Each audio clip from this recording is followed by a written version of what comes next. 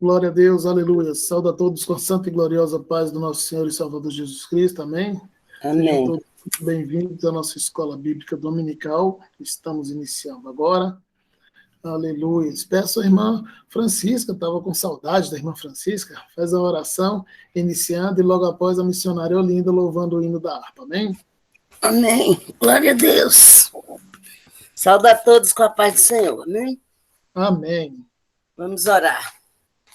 Soberano Deus e eterno Pai, Pai querido e Pai amado, em nome de Jesus, Senhor, te agradecemos por mais essa oportunidade, Pai, de aprender com a Tua palavra, com os Teus ensinamentos, que o Senhor venha nos abrir o coração para que possamos entender e praticar os Teus ensinamentos nesta manhã. Abençoa todos os ministrantes, todos os professores que estão dando os Teus ensinamentos nesta manhã, Senhor, seja lá aonde for. Que o Senhor abençoe e derrame o seu Espírito Santo sobre eles, a unção e a sabedoria, em nome de Jesus, Senhor, e nos dá discernimento da tua palavra, para a honra e glória do teu nome. Amém. Amém, glória a Deus. Muito obrigado, irmã Francisca, que Deus a abençoe, em nome de Jesus. Amém. Louvado seja o nome do Senhor, a irmã missionária Olinda, louvando o hino da harpa, amém? Amém. Nós cumprimentamos a igreja com a paz do Senhor. Amém. Louvamos o hino 459.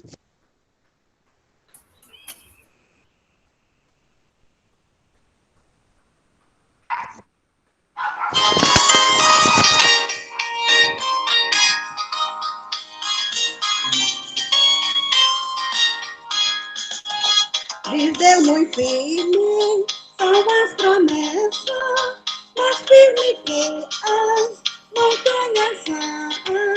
Quando o socorro terrestre cessa, os de Deus não falharão.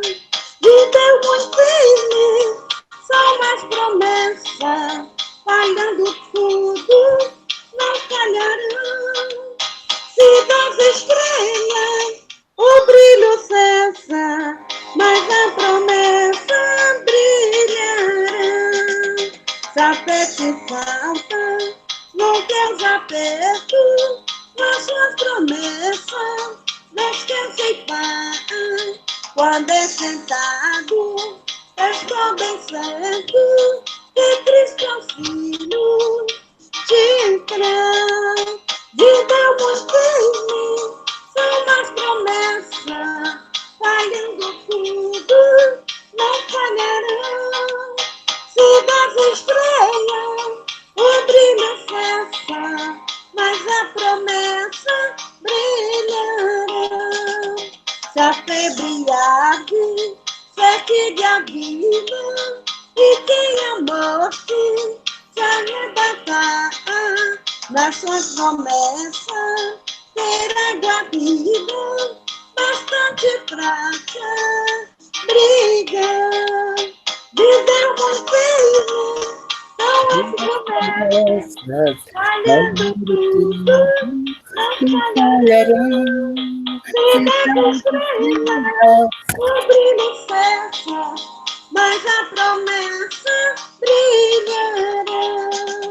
Promessa temos que ao céu de gozo virá levá-lo o Rei Jesus. Então ao crente, meu corajoso, terá coroa de luz. Dizemos firme, são as promessas, falhando tudo, não falharão. Se das estrelas o brilho cessa, mas a promessa brilhará. Mas a promessa brilhará. A promessa do Senhor se cumpre nas nossas vidas. Amém. Glórias a Deus, aleluias. Amém, aleluias. Muito obrigado, missionário linda. Que Deus abençoe em nome de Jesus. Louvado seja o nome do Senhor. Amém? Glória a Deus. Aleluia.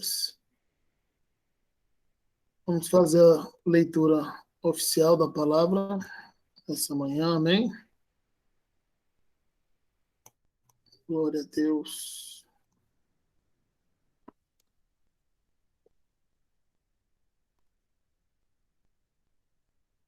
Aleluia.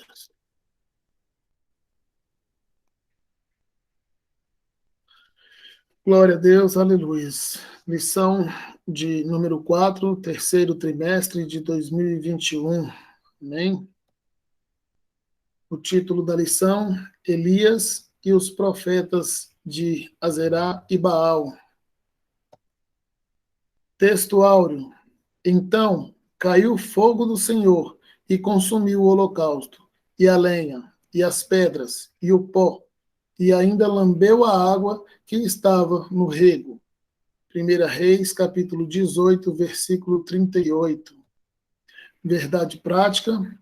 O Senhor sustenta com sua mão forte todos os que estão dispostos a proclamar a verdade de que Ele é o único Deus digno de adoração. Leitura bíblica em classe. Glória a Deus. Leitura bíblica em classe. Se encontra no livro de 1 Reis, capítulo 18, versículos 22 a 24, versículo 26, 29, 30, 38, 39 e 1 Reis, capítulo 19, versículos 8 a 14. Amém? Para quem não tem a revista e quiser acompanhar. Glória a Deus. Aleluias. 1 Reis, capítulo 18, versículos 22 a 24, versículo 26, 29, 30, 38 e 39, e 1 Reis, capítulo 19, versículos 8 a 14. Amém? Diz assim a palavra do Senhor, 1 Reis, capítulo 18, versículo 22. Então disse Elias ao povo: só eu fiquei por profeta do Senhor, e os profetas de Baal são 450 homens. Deem-se-nos, pois, 2 bezerros, e eles escolheram para si um dos bezerros e dividiram em pedaços e o ponham sobre a lenha. Porém, não lhe metam fogo. E eu prepararei o outro bezerro e o porei sobre a lenha, e não lhe meterei fogo. Então, invocai o nome do vosso Deus, e eu invocarei o nome do Senhor, e há de ser que o Deus que responder por fogo, esse será Deus. E todo o povo respondeu e disse: é boa esta palavra.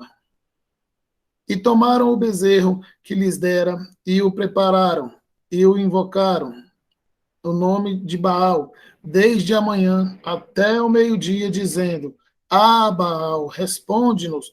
Porém, nem havia voz, nem quem respondesse. E soltavam sobre o altar o que se tinha feito. E sucedeu que, passando o meio-dia, profetizaram eles até que a oferta de manjares se oferecesse. Porém, não houve voz, nem resposta, nem atenção alguma. Então Elias disse a todo o povo: chegai-vos a mim. E todo o povo se chegou a ele, e reparou o altar do Senhor, que estava quebrado. Então caiu o fogo do Senhor e consumiu o holocausto, e a lenha, e as pedras, e o pó, e ainda lambeu a água que estava no rego.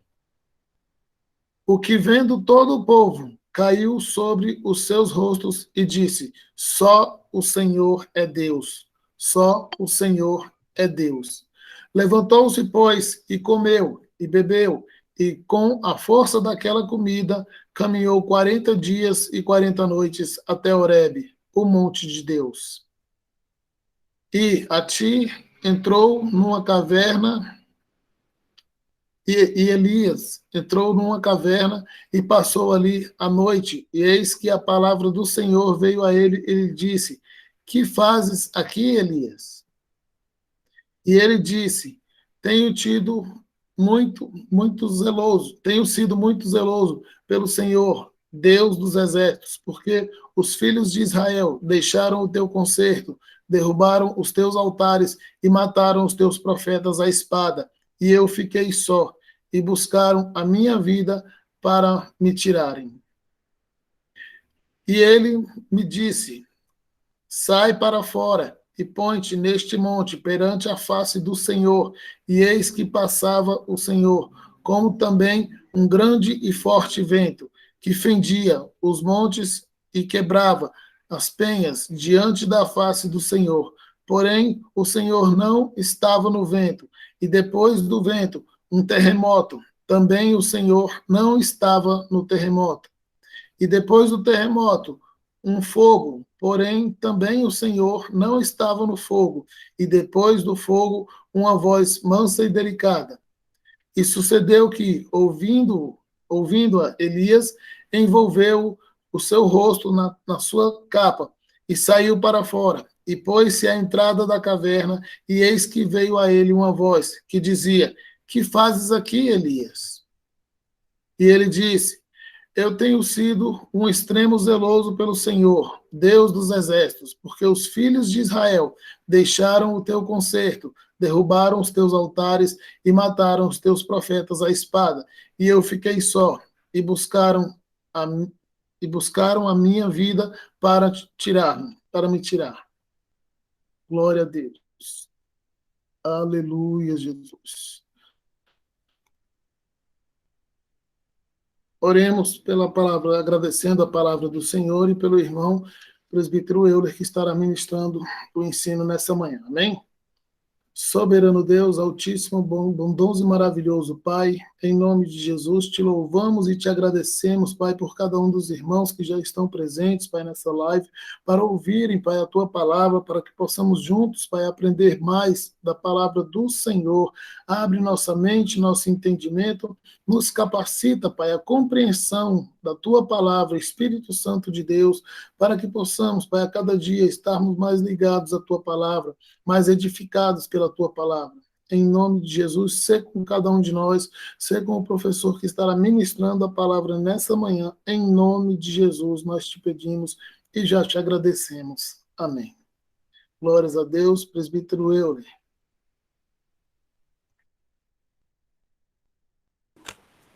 Aqui.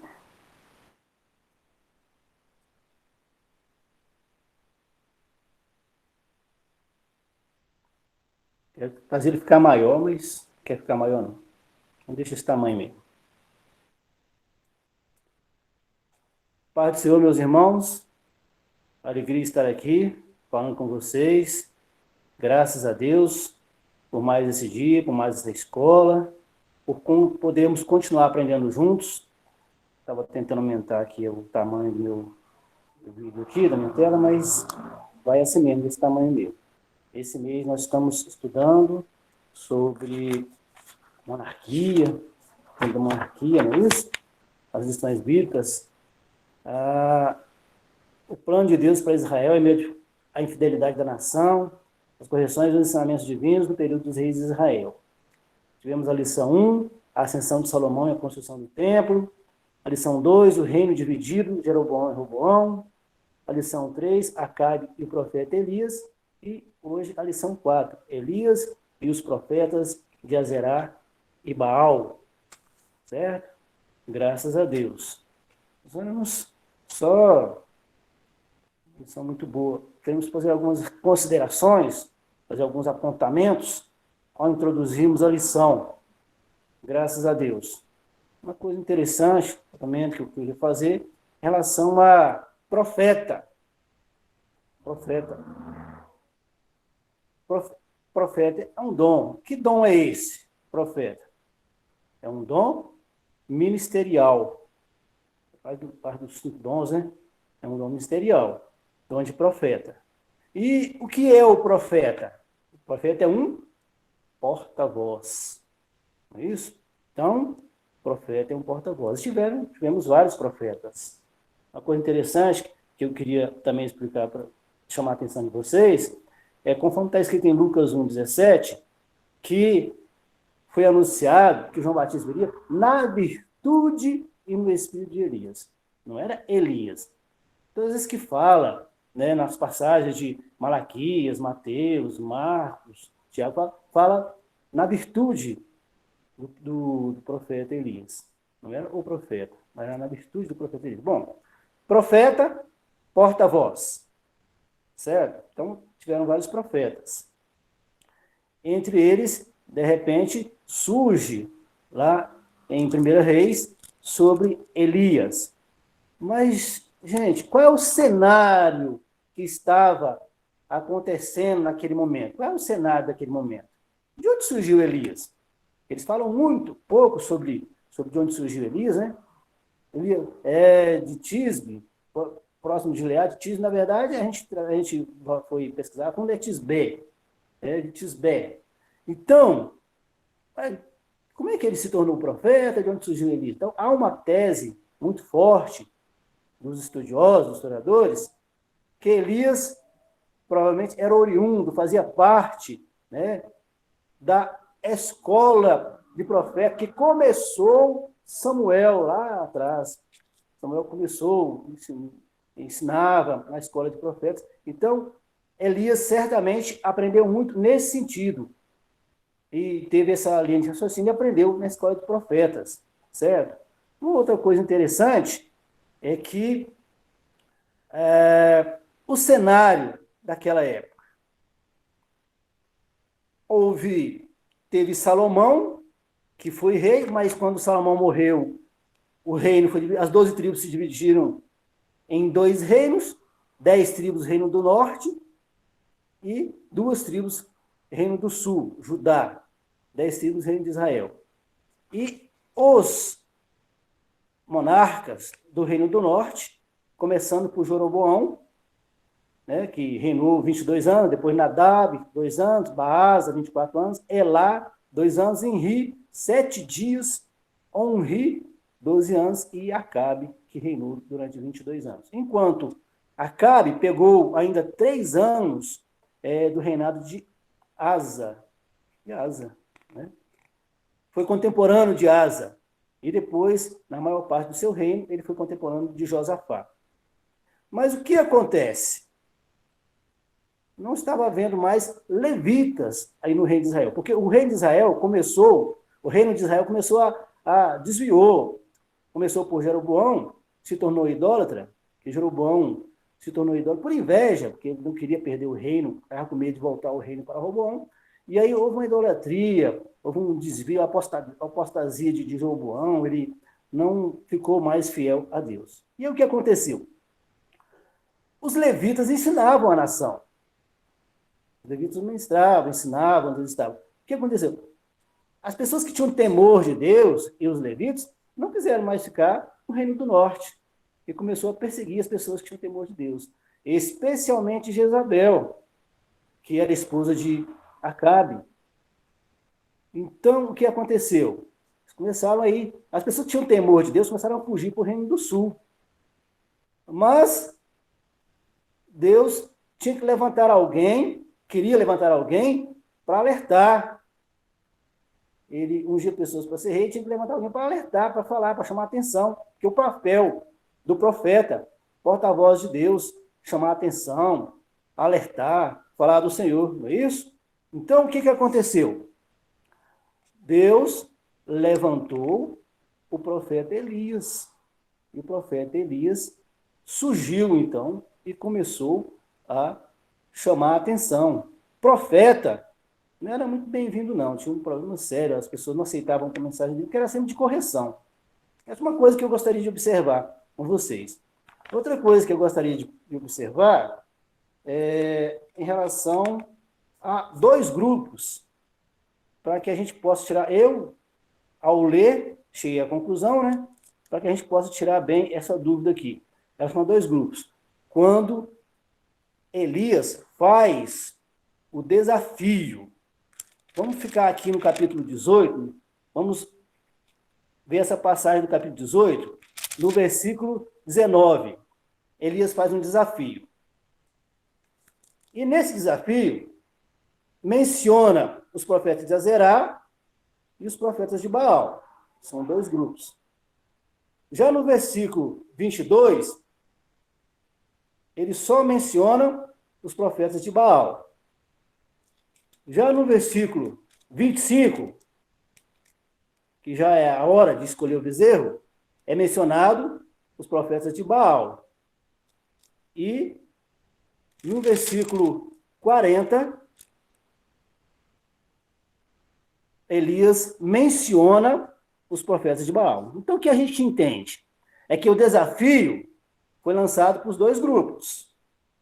Mas a gente entende, ao ler a Bíblia, que o grupo que realmente participou e aceitou o desafio e foi ter um embate com Elias foi os profetas de Baal. O profeta de Azerá, aparentemente, subentende que eles não participaram desse embate. Tanto que a gente entende que Jezabel ia ficar sozinha. Nem os 400 de Baal, nem os 450 de Azerá. Aliás, nem os 400 de Azerá, nem os 450 de Baal. Então ela ia ficar sozinha. Ela ia ter qual apoio para poder continuar guerreando, continuar e desafiar Elias, essas coisas todas, né? Então nós entendemos, segundo essa linha de raciocínio, que na hora do desafio lá, o desafio foi com os profetas de Baal. Azerá, eles foram convocados, mas não participaram desse duelo. Essa é uma coisa que eu queria falar com vocês, certo? Jezabel era filha de Etibaal, rei de Sidom, e ela se casou com Acabe. Nós entendemos, na sequência aqui, que Acabe foi, se não me engano, o oitavo. Jeroboão, Nadab, Baasa, Elá, Zinri, Onri. Zinri reinou 7 dias. Tá? Onri e Acabe. Jeroboão 1, Nadab 2, Baasa 3, Elá 4, Zinri 5, Onri 6, Acabe 7. Seria o 7º rei. Depois foi pai de Jorão, que só reinou 2 anos. E enquanto Acabe reinava, lá em Judá, reinava, ele ainda pegou, como eu já falei para vocês, os 3 últimos anos de Asa, e depois ele reinou na época de Josafá.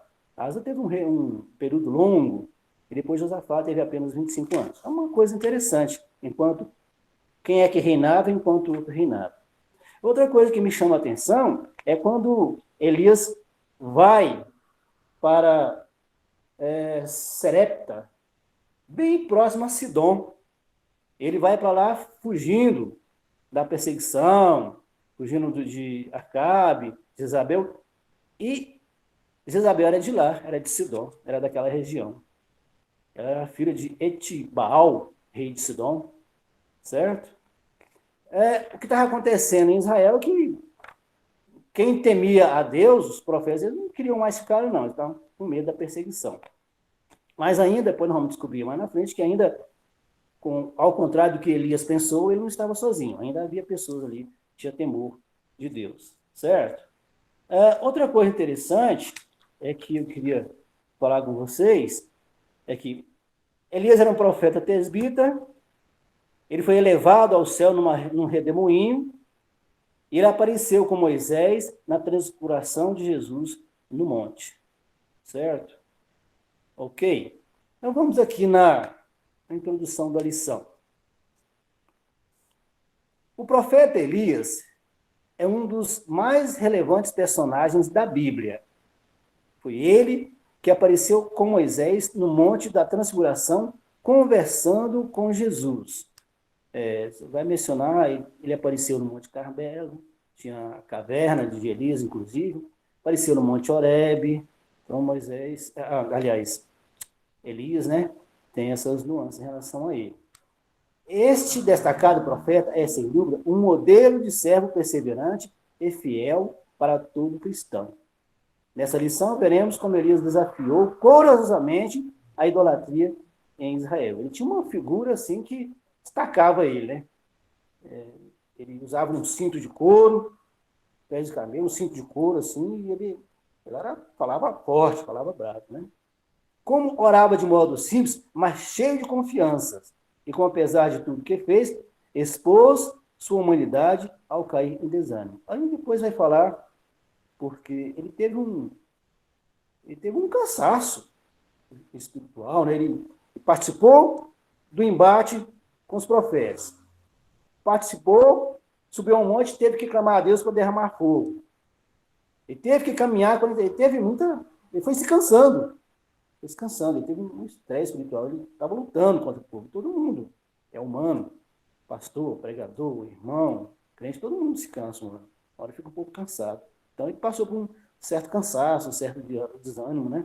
Mas, engraçado que mesmo quando ele passou por esse cansaço, esse desânimo e desejou a morte, Deus apareceu para ele, para conversar com ele, lá no Monte Horebe, e deu 3 missões para ele. Vai, acabou não. Levanta aí, você tem mais 3 coisas para fazer importantes. E, segundo os historiadores, ele ainda continuou profetizando por pelo menos mais 14 anos. Ele ungiu Israel como um rei da Síria, ungiu Jeú como rei de Israel e ungiu Eliseu como profeta em seu lugar. Então ele não parou ali não. Tópico 1. O desafio do Monte Carmelo.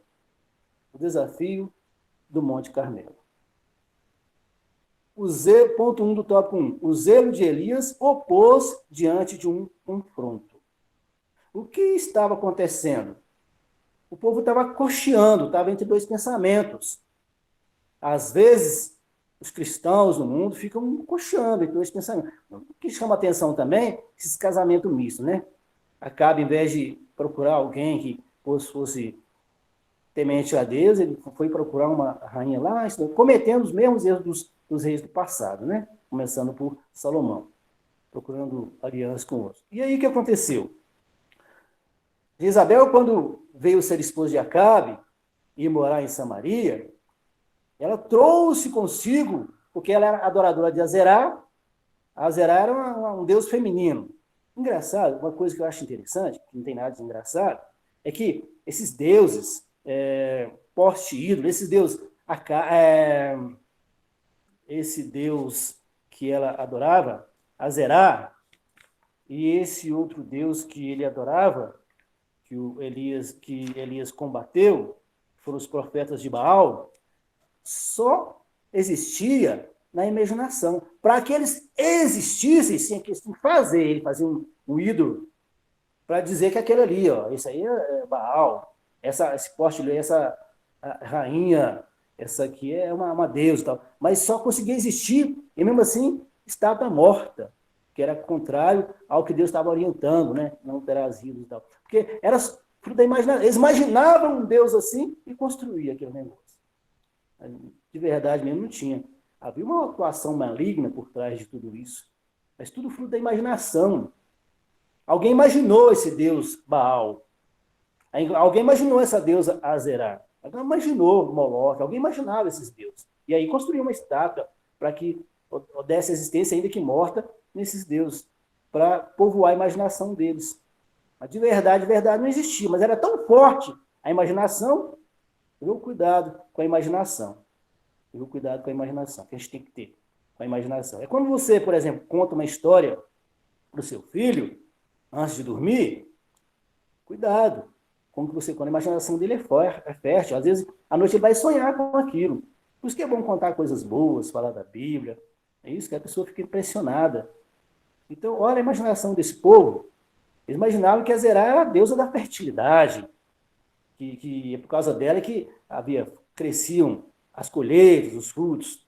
Eles imaginavam, ao invés de adorar a Deus, de glorificar a Deus, ficavam adorando essas coisas. E Jezabel trouxe esses costumes, fez o rei de Israel cada vez mais idólatra e levando essas coisas para o povo.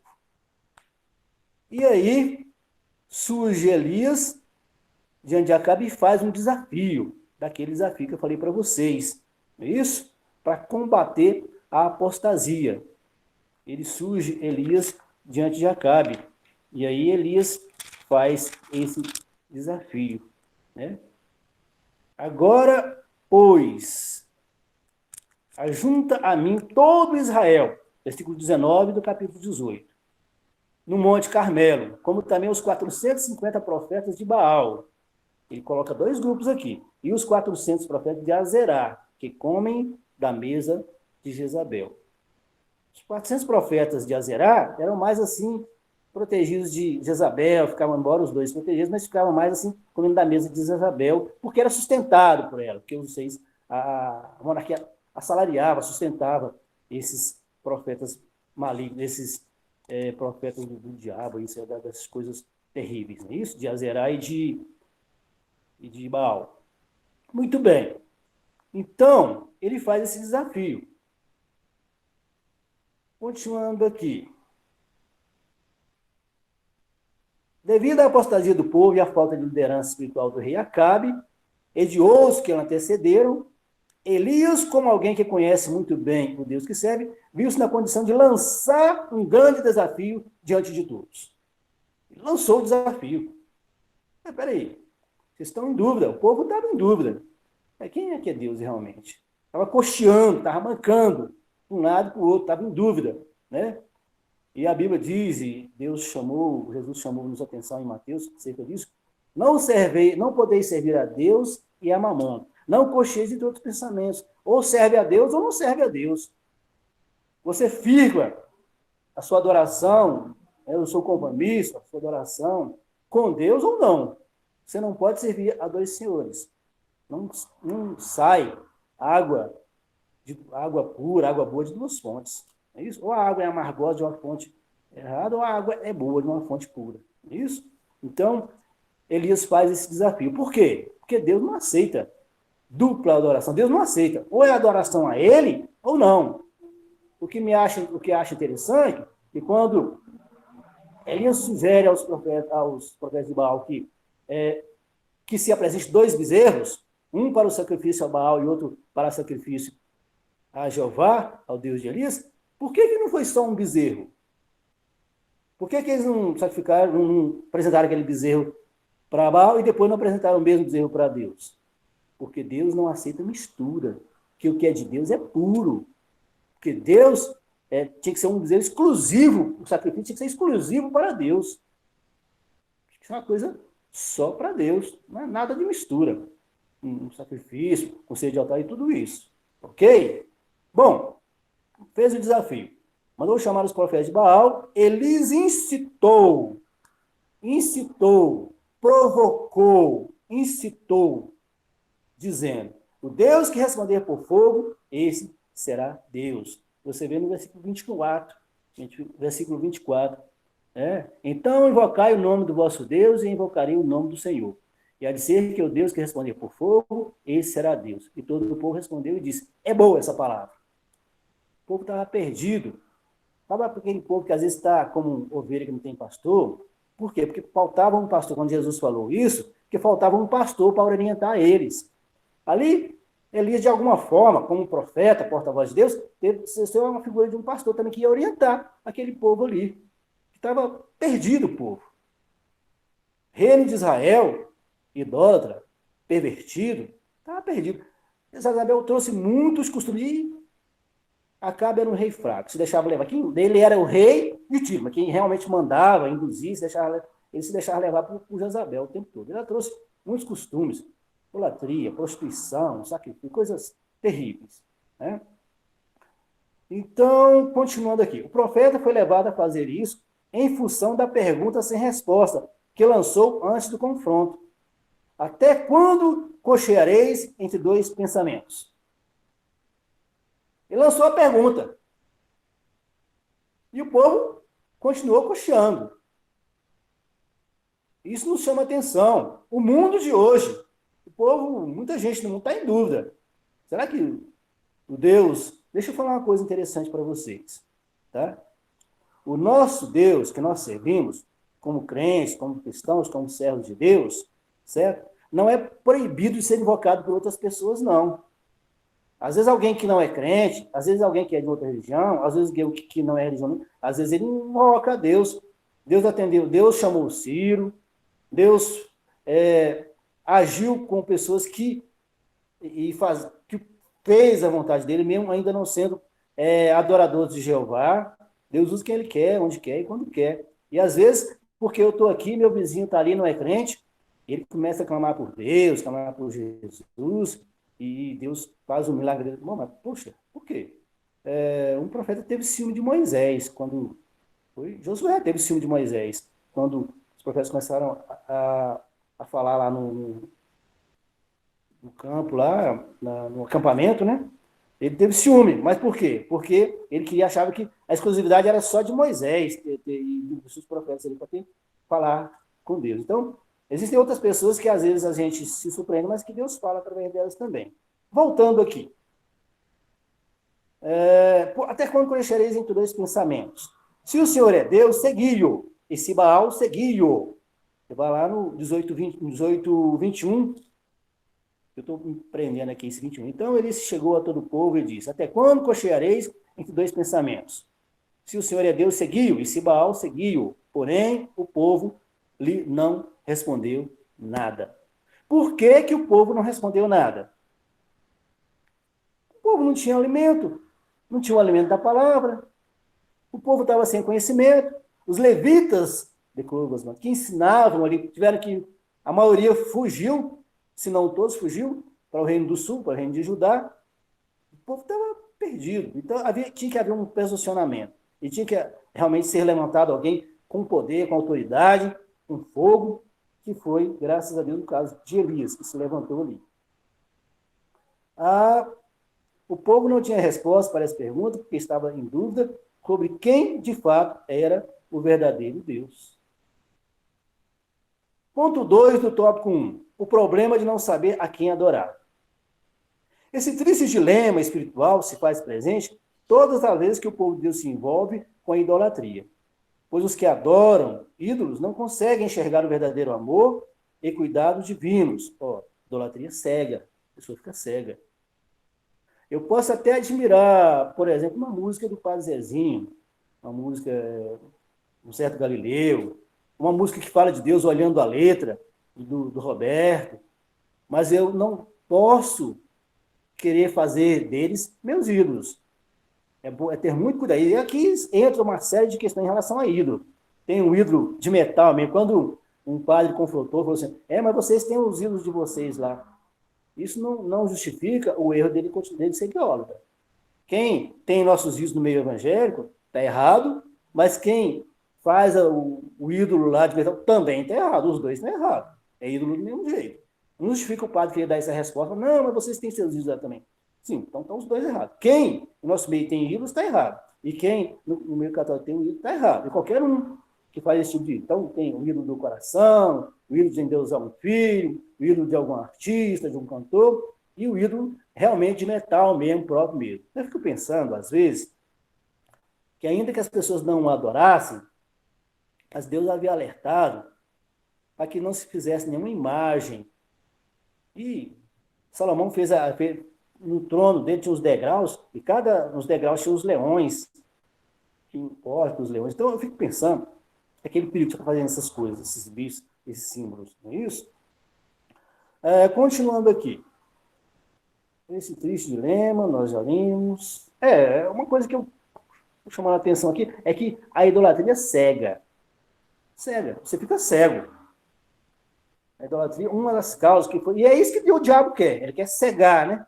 Cegar nossos jovens, cegar os irmãos, cegar aquele povo, através.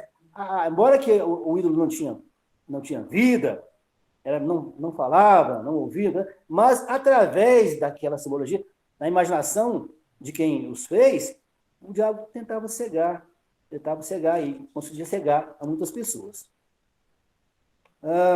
Continuando. Esse tipo de cinema, a despeito de terem todas as características de divindade, esses pretensos deuses não passam de ilusão. Eu estou no ponto 2 do tópico 1, tá? Não passam de ilusão inventada pelo homem. Entretanto, mesmo sendo falsos, esses ídolos exercem muita força e influência sobre o coração do homem, tornando-o tão ignorante quanto eles próprios. Quer ver uma coisa interessante? Como era o verdadeiro rosto de Cristo? Ninguém sabe. Então, alguém imaginou um rosto e alguém montou. Como era o rosto de Maria? Porque naquela época não tinha foto. Ninguém tirava foto. Naquela época, os judeus não tinham o costume de desenhar, na época de Cristo. Fazer um desenho assim da pessoa. E não tinha foto. Então, eles imaginaram, usaram a Diana, outros aqui no Brasil pegaram no Rio Amazonas uma estátua para dizer que era Maria, usaram Diana lá na época lá, para inventar um rosto, uma imagem para dizer que era Maria. O Jesus eles inventaram, criaram uma imagem e ainda europeizaram. Um Jesus com olho verde, Jesus todo bonito, cabeludo, barbudo, com olho verde, né? Todo bonito, ainda europeizaram ainda o Jesus, porque é um Jesus bem bonito. Então, o que os adoradores de Baal, de Azerá, o que eles inventaram? Criaram a imaginação deles e foi uma imaginação tão forte que se convenceu. As pessoas criavam aquela imagem. Isso aqui é Baal.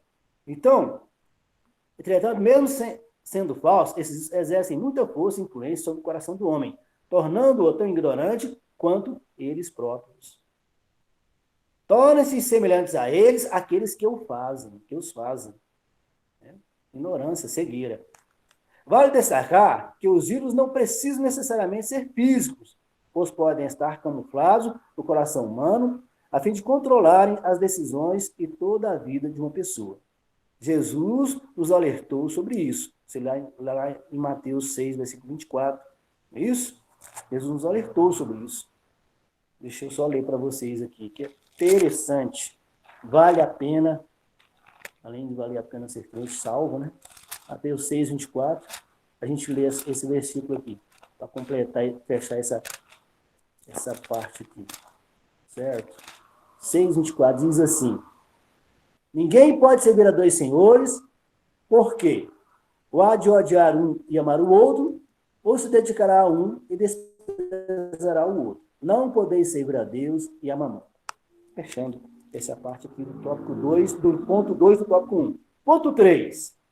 O desafio do fogo. O desafio do fogo. Isso é interessante, a inteligência, a sabedoria, né? Em relação a isso, que o profeta Elias fez esse desafio.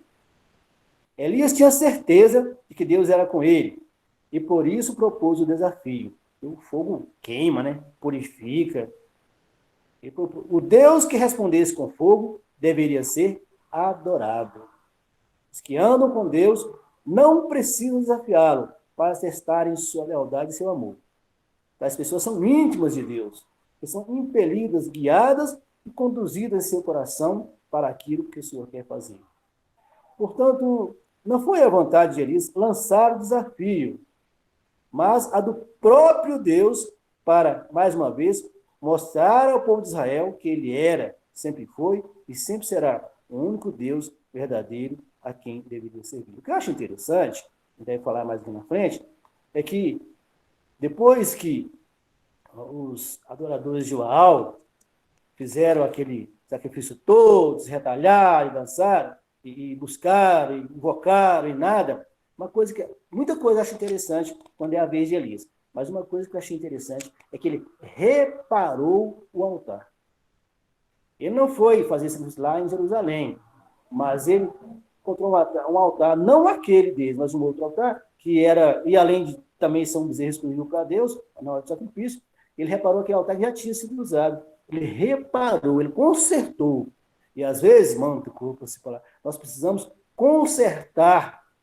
As pessoas precisam consertar o seu altar para ver Deus operar, purificar, consertar, arrumar o altar. Estar com o altar reto, consertado, purificado, arrumado diante de Deus. E o que mais a nação precisava, nesse sentido espiritual, era consertar o altar dela. E Elias, então, conserta o altar, ele repara o altar. Você vai ver mais na frente. Continuando aqui, sobre o desafio do fogo. Vamos aqui para o ponto 2. Tópico 2. A oração de Elias. Tópico 2, o ponto 1. A oração de Elias. Aí vem uma nuance sobre Elias, onde ele faz toda aquela preparação. É isso? Ponto 1. Os preparativos de Elias. Deus não aceita sacrifício de qualquer maneira. Olha o que aconteceu com Nadab e Abiú. Foram apresentar incensário, sacrifício de qualquer maneira, adorar a Deus de qualquer maneira, e olha o que aconteceu com ele. Não pode, tem que ter cuidado. Não é isso? E Deus realmente exige santidade, pureza, está exigindo de nós nesses dias né? A mensagem muito forte para nós esses dias, que Deus ainda levanta profetas. E a mensagem de Apocalipse. Quem é santo, santifique-se mais ainda. Quem é sujo, suje-se mais ainda. Deus chamava a atenção daquele povo, usava profetas, mas eles só queriam saber de idolatria. Deus levantou Elias com graça, com poder mesmo. Os preparativos de Elias. Ponto 1 do tópico 2. Diante da impossibilidade de resposta de Baal, por que ele está falando isso? Porque, os adoradores de Baal, os profetas de Baal estavam, começou cedo, deu medir, e eles ali, eles buscando, chorando, pulando, invocando Baal, e nada. E eu acho interessante é que Elias ainda debocha um pouquinho deles, né? Vou correr aqui. Elias ainda debocha um pouquinho deles. Acredita mais alto, às vezes ele está dormindo, às vezes ele foi alguma viagem aí. Todas essas coisas que foram acontecendo, esse desafio de Elias, foi desgastando ele fisicamente também, né? Olha só. Então, diante da impossibilidade de resposta de Baal aos apelos de seus adoradores, Elias começou os preparativos para a operação do milagre, 1 Reis 18:23. A primeira coisa que fez foi reparar o altar do Senhor que estava quebrado, consequência imediata da idolatria. Reparar o nosso altar para apresentarmos para Deus o nosso sacrifício, a nossa adoração, não é isso?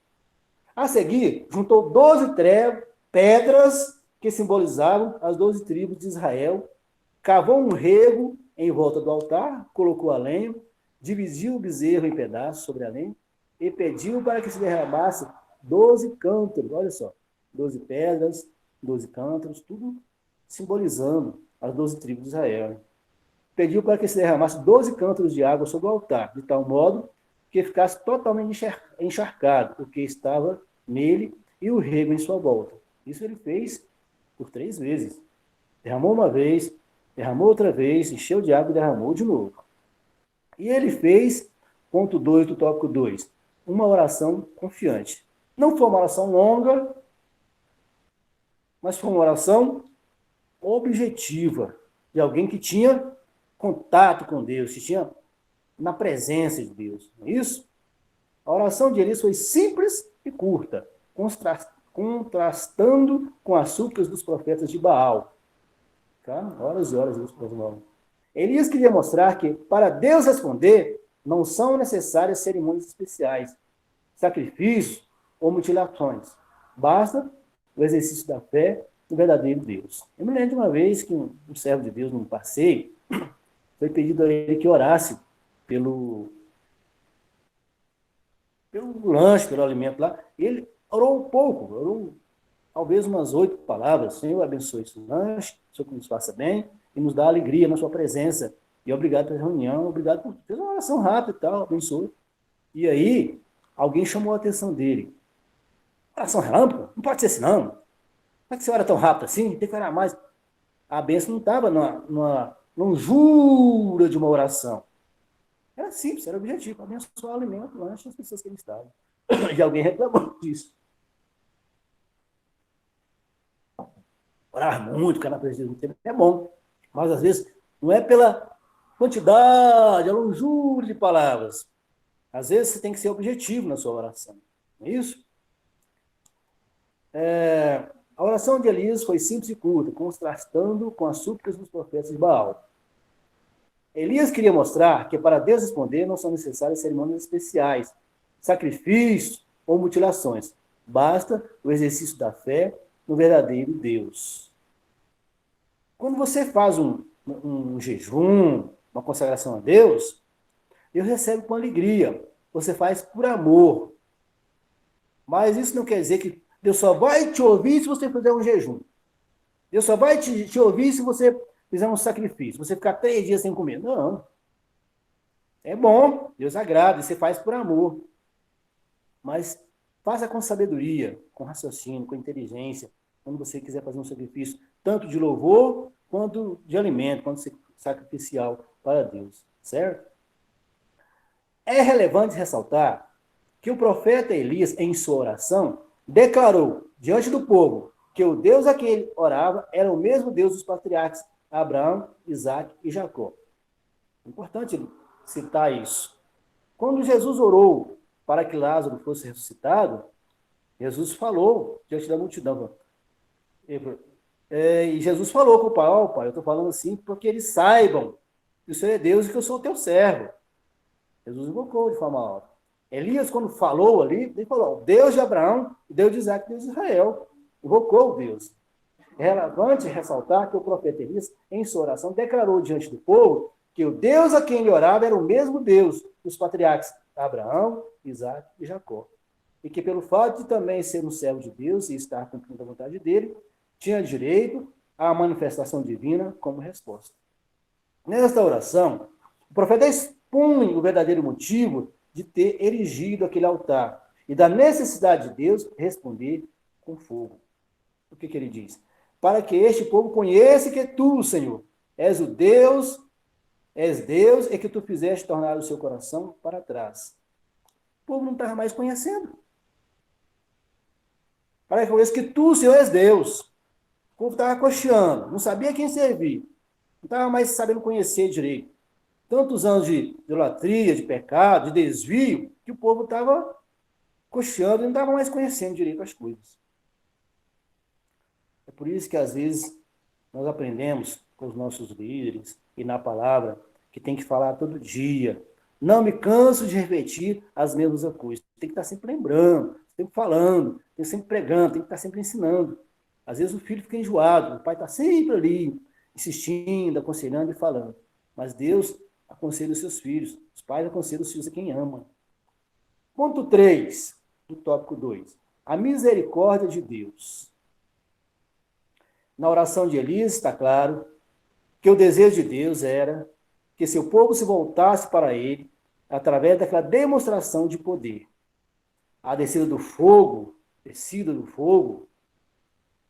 que consumiu o holocausto, a lenha, as pedras, o pó, e ainda secou toda a água que estava ao redor do altar, é uma exata comprovação não apenas de que ele é Deus e está acima de tudo e de todos, mas de que ele estava dando a Israel uma nova oportunidade de comunhão.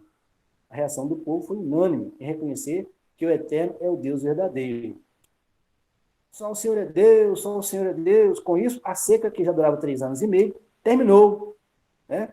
E aí foi quando eu chamei a atenção de vocês, quando eu falo que no versículo 40 do capítulo 18, e Elias lhe diz, porque vendo todo o povo, caiu sobre seus ossos e diz, só o Senhor é Deus, só o Senhor é Deus.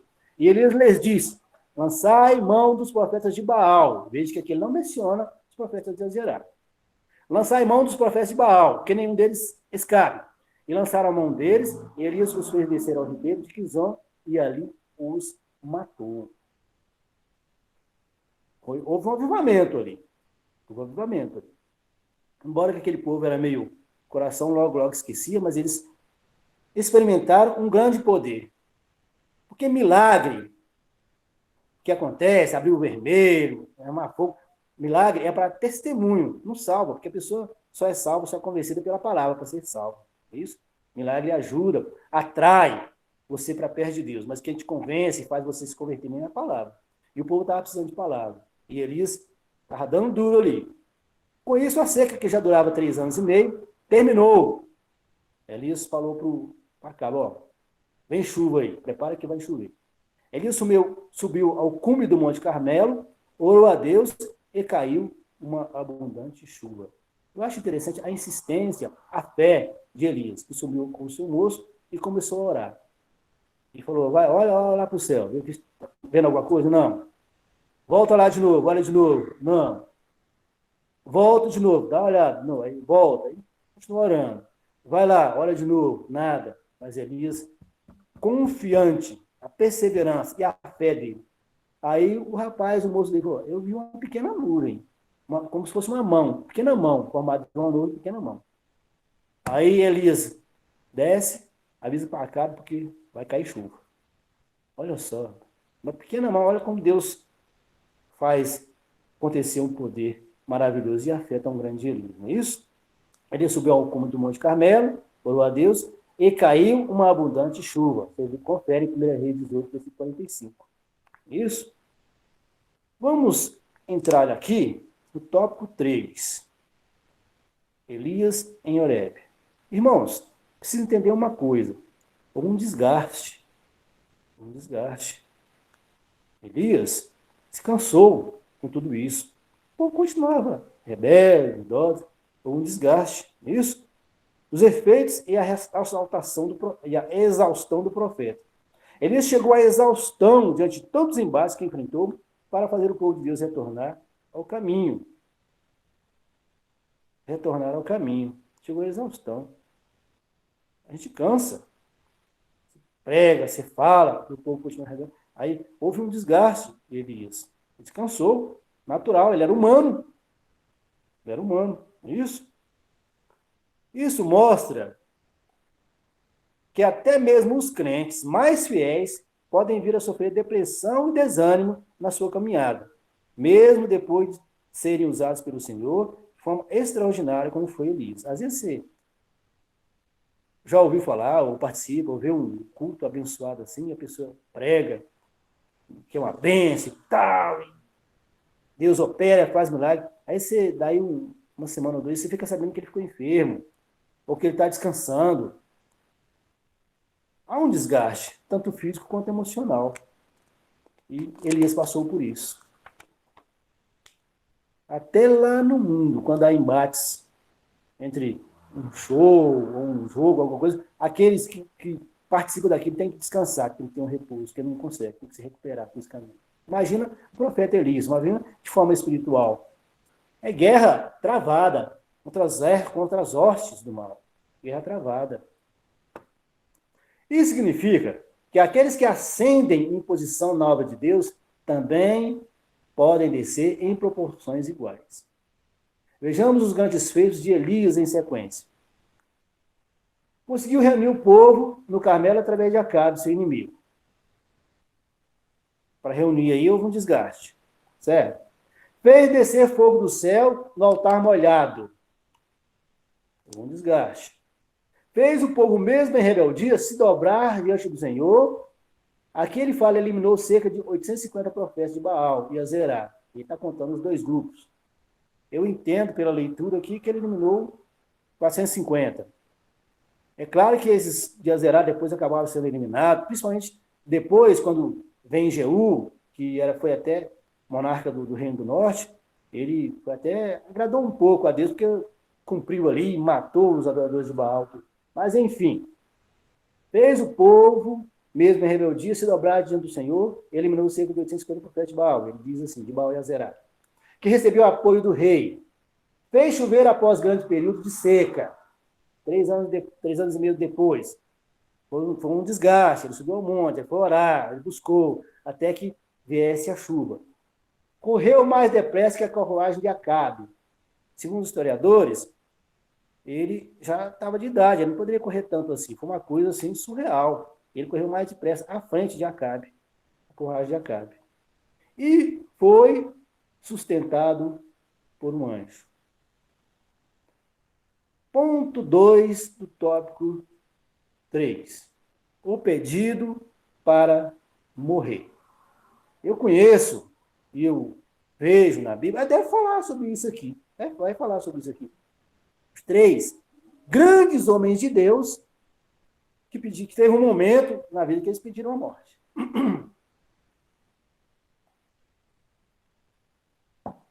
Moisés pediu a morte. Ele estava conduzindo o povo no caminho do deserto, ele pediu a morte. Teve um momento que ele não aguentou. Foi enfastiado daquilo tudo. Deus atendeu o pedido dele? Deus matou Moisés? Não.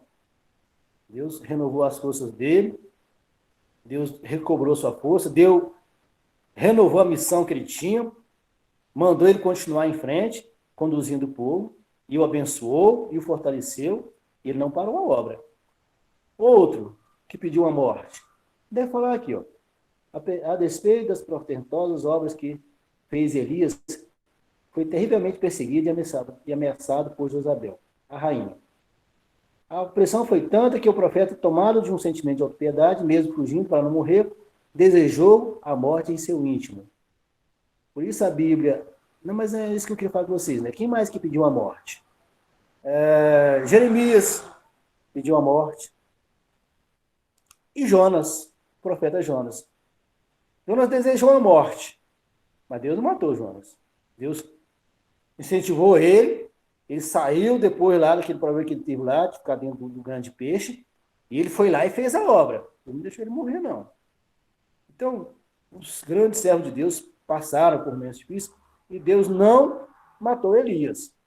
Ao contrário, Deus deu mais 3 missões para ele. Unge a Azael como rei da Síria, unge a Jeú como rei de Israel e unge o profeta Eliseu como profeta em seu lugar.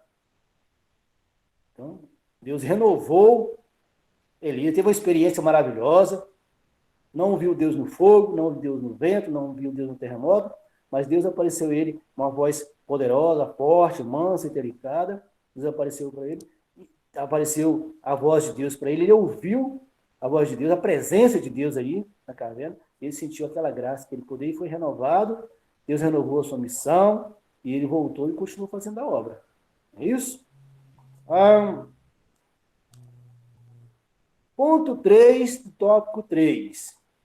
A resposta de Elias. Eu acho interessante que o anjo Elias vai dormir antes de ele chegar na caverna, né? Ele faz aquela caminhada de 40 dias, ele come uma comida que ele fica 40 dias com a força sentado para aquela comida, até caminhar, até chegar ao monte de Horebe, né? Ele voltou ao monte Horebe, onde Moisés tinha estado. E ele caminha 40 dias com a força daquela comida. Eu acho interessante. Comida poderosa essa. Esse alimento aí era um manjar diferente. Poderoso, preparado por Deus, preparado pelo anjo. É isso? Comida vitaminada mesmo. Cheia da unção. E aí ele aguentou e foi até ali. É isso? Quando Deus nos sustenta, quando Deus nos alimenta, espiritual, físico, material, quando Deus nos alimenta, nós somos renovados, sentimos força. Nós precisamos buscar de Deus o alimento físico, espiritual, a palavra. Precisamos buscar o alimento. A igreja precisa, nós precisamos, principalmente nos dias de hoje, precisamos buscar esse alimento. Porque quem é sujo, suje-se mais, mas quem é limpo, limpe-se mais.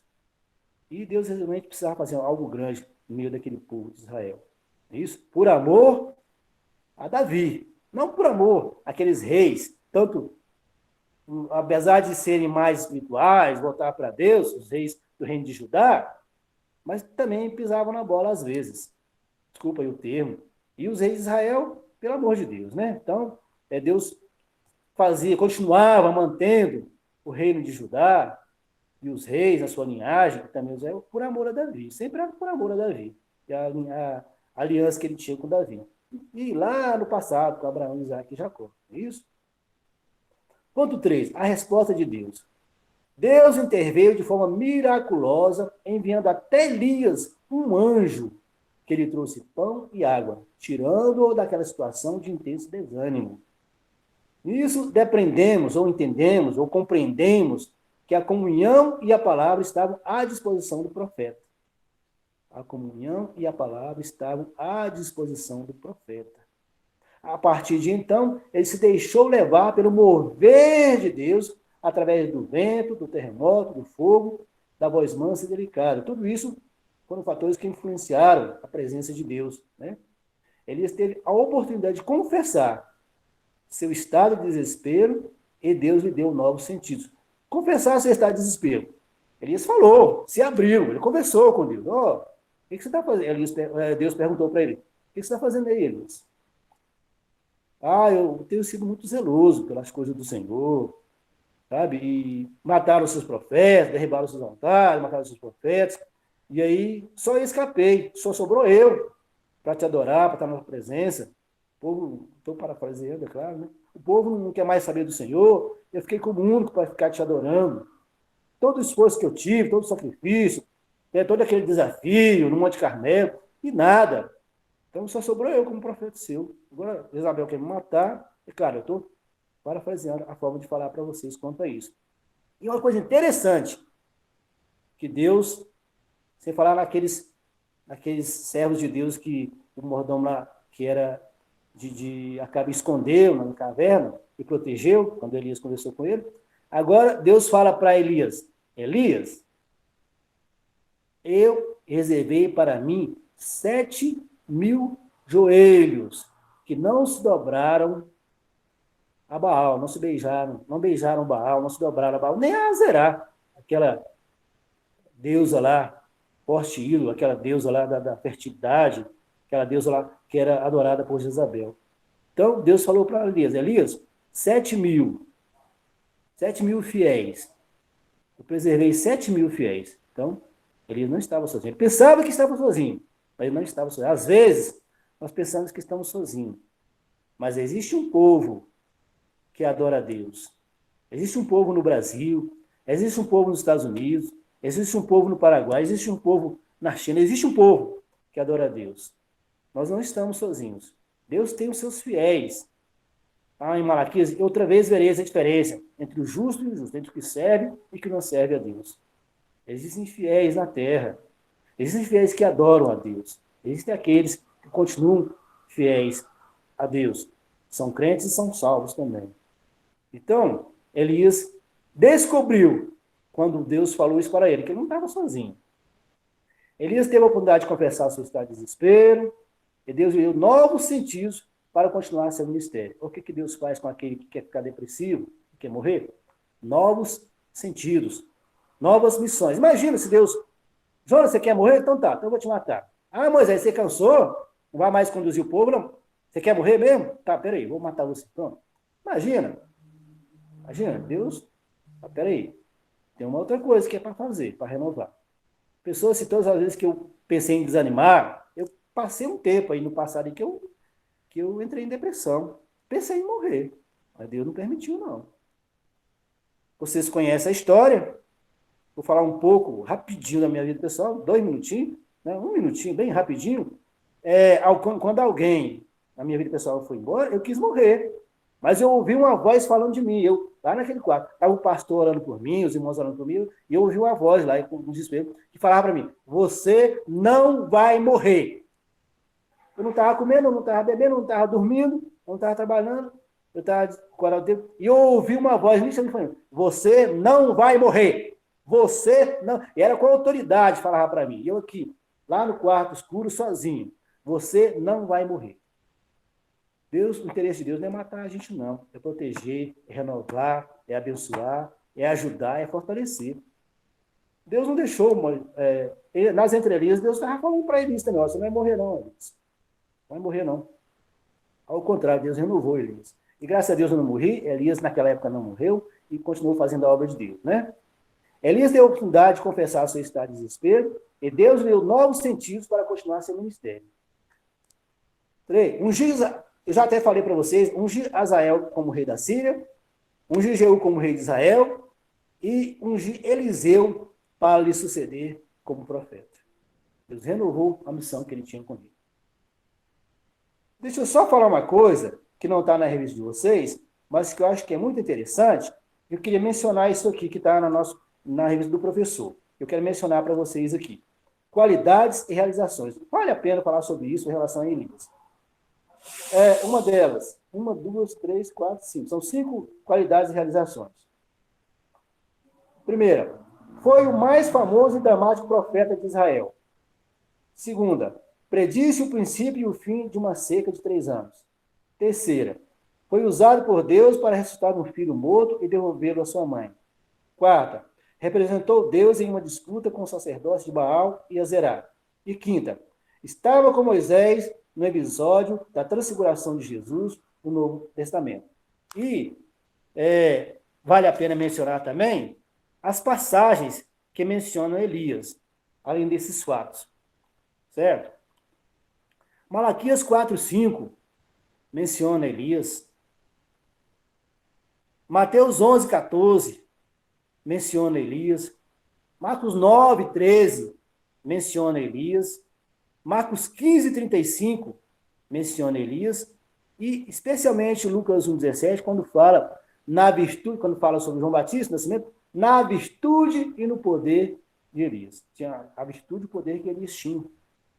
João 1:21 também menciona Elias. E Tiago 5:17. Interessante, quando Tiago 5,17 fala que, mesmo com todo esse poder que ele tinha, Elias também era sujeito a paixões, as paixões, as fraquezas, era homem também, certo? Voltando aqui para a conclusão. Conclusão. Está na revista. A vida de Elias é um grande exemplo para todo crente que fielmente serve ao Senhor. Ainda que à sua volta quase todos estejam contaminados pela idolatria, toda forma de injustiça. O cristão não pode perder o ânimo e a vontade de lutar pela causa do Senhor. Se cansar, irmãos, querer ficar deprimido, descansar, não faz de você um desumano, não. Pode acontecer, né? Mas Deus vai lá e age, né? Continuando. Elias é exemplo do cuidado e da fidelidade de Deus quando o crente fiel decide seguir o que a palavra de Deus ensina e não aquilo que a maioria acha que está certo. A maioria do povo de Israel, do Reino do Norte, achava que tinha que seguir a idolatria de Jeroboão, achava que tinha que seguir os ensinos lá de Jezabel, de Elias, mas Elias não. Elias decidiu ser fiel a Deus, seguir a Deus, ficar na presença de Deus. Né? Eu fico imaginando quando o povo de Israel é levado cativo da Babilônia e Nabucodonosor, e quando há o rei que resolve alimentar a José, e ele... José, menino? Estou certo o nome do José mesmo? Sadraque, Mesaque e Abednego. E eu esqueci o nome do outro. Acho que é José, não, que estava lá na Babilônia. E aí ele fica firme com o Senhor e ele resolve não se contaminar com os manjares do rei. Não, menino, é Daniel, né? Não se contaminar com os manjares do rei. Era luz ali, meio as trevas ali naquele império. Então, Elias estava sendo luz, manifestava a presença de Deus, ser diferente. Isso, Daniel era diferente. José também, lá no Egito, foi diferente. E Elias era diferente. Nós temos que ser sal da terra e luz do mundo, ser o diferencial. Não é isso? Esse mundo de trevas. Deixa eu ler rapidinho as perguntas e dar as respostas para vocês, que eu gosto muito de fazer isso, quando eu for finalizar a lição. Para refletir, as perguntas aqui. A respeito de Elias e os profetas de Azerá e Baal. Responda. Primeira pergunta. Qual foi o desafio lançado por Elias aos profetas de Baal? Resposta. O Deus que responder por fogo, esse será Deus. Lá em 1 Reis 18, 24, parte B. Segunda pergunta. O que motivou Elias a desafiar os profetas de Baal? Resposta.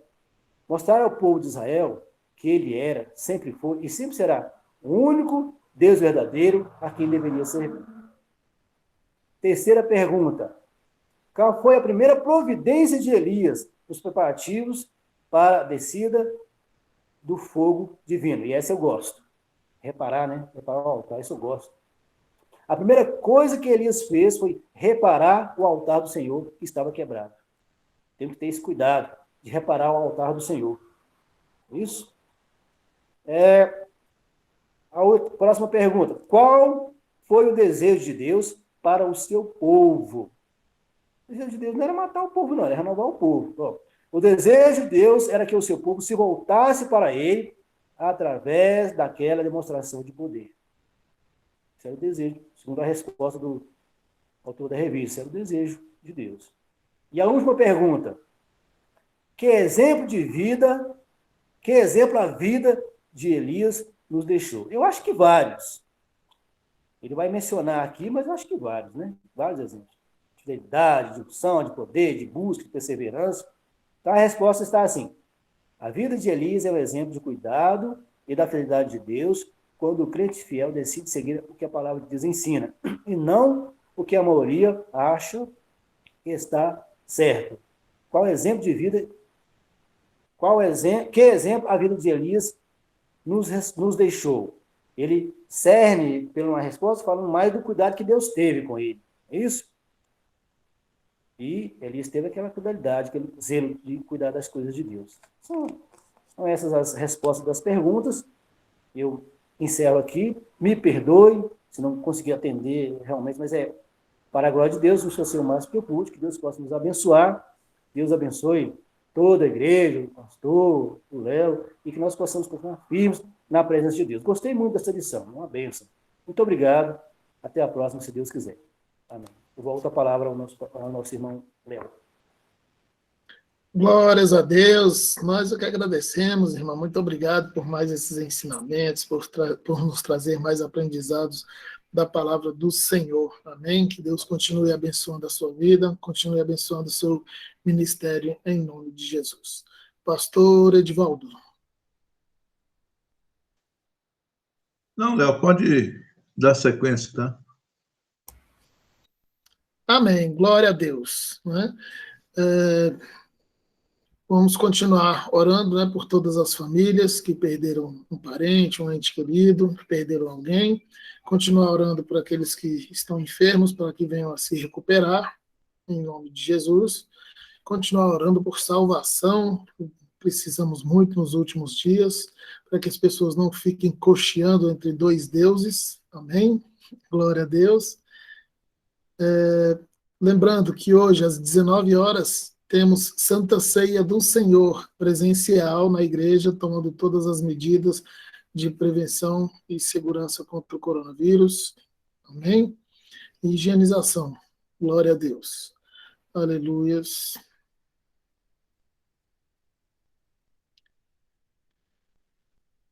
Peço ao irmão Carlos Jean que faça a oração pelos pedidos, né, e encerrando a escola bíblica dominical. Amém? Amém. Não tem aviso hoje não, Léo? Só esse mesmo? Sim, os outros avisos serão dados da igreja. Glória a Deus. Ah, tá. Tem pedido de oração, não? Pelos enfermos, né? Pelas famílias dos enfermos, pelas famílias que perderam alguém. Amém? Pelo filho do pastor Gerson. Amém. Bem lembrado, pastor. O filho do pastor Gerson, né? Glória a Deus. É isso mesmo. Amém. A paz do Senhor, os irmãos. Oremos, soberano Deus e Pai, Pai querido, Pai amado, diante, Senhor, da tua presença, Pai. Te agradeço por mais uma manhã tão maravilhosa na tua presença, Senhor. Guarda o teu servo que trouxe o ensinamento desta noite, desta manhã, que Deus possa abençoar grandemente o teu servo, que nós possamos entender e compreender a cada dia, Senhor, o teu desejo, a tua fidelidade conosco, Pai, em nome de Jesus.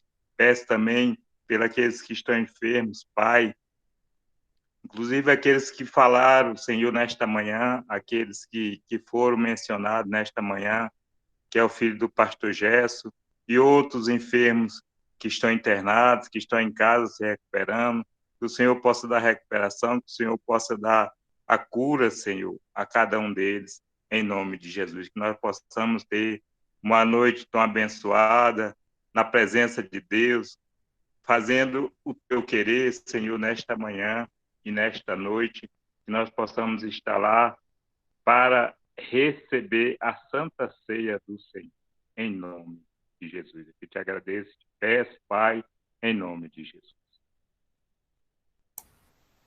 Amém, glória a Deus, muito obrigado, irmão Cardian, que Deus o abençoe em nome de Jesus, louvado seja o nome do Senhor, pastor Edivaldo. Que o amor de Deus, nosso Pai, a graça de nosso Senhor e Salvador Jesus Cristo, a comunhão e a consolações do Espírito Santo, seja com todo o povo de Deus, agora e para todos sempre, e todos digam amém, a paz do Senhor a todos. Amém, a paz do Senhor.